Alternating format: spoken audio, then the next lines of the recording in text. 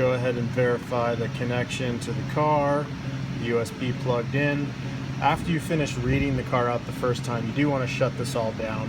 Make sure you cycle the key. So once again, we're going to choose the ECU for this vehicle. This is going to be the MED17768K.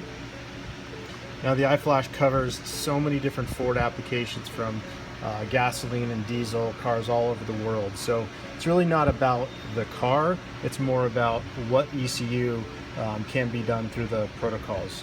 So we go ahead and agree to yes, and you can see it has our VIN, and the VIN is encoded to the cable. The iFlash cables are always going to be locked to each VIN. Go ahead and hit next. We have the options to read, program, recovery. We're going to do a program ECU, and we're going to go ahead and choose that file. We actually have it on this saved included VRTune wrench style thumb drive. 768 kilobyte, just like the ECUs that we selected.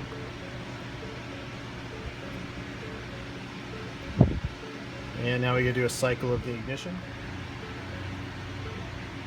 And it's going to start going through the process where it requests security key to connect with the ECU, and it starts the data transfer process. Anytime you are ready to do this before, go ahead and re-kick it.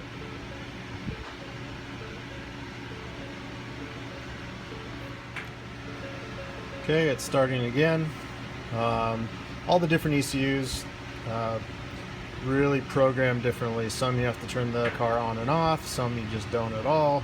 But when you're doing an actual ECU program, it goes through many different steps, including erasing the vehicle's data memory. Now you can see this moves pretty quick programming. It's only 768 kilobyte file. It is important that when you are doing any writing to an ECU flash is to make sure that you have a battery charger on the car.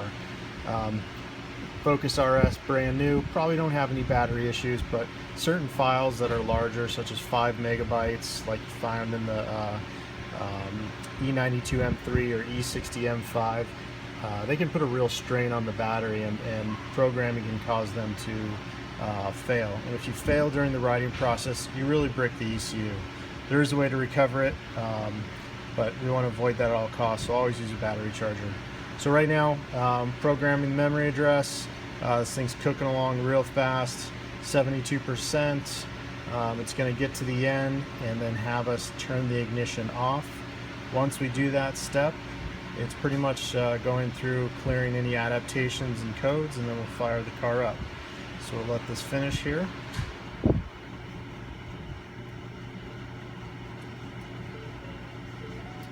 Okay, now we're going to turn the ignition off, and it counts down, goes through the reset process, and once it finishes here, it'll give us the ECU's been programmed successfully.